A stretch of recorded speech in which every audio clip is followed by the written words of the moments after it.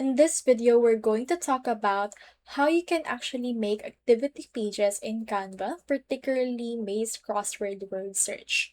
So in order to do that, you first need to head over to your Canva and then create a design for 8.5 by 11 inches document.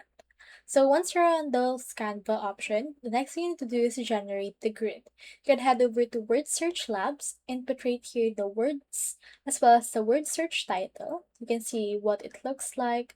So let's head over and input word placements as well. Choose the layout if it's rectangle, clover, or any other size. Create a passcode, and from in there you can head over and then just save it. So click on save and then just head over and then download this.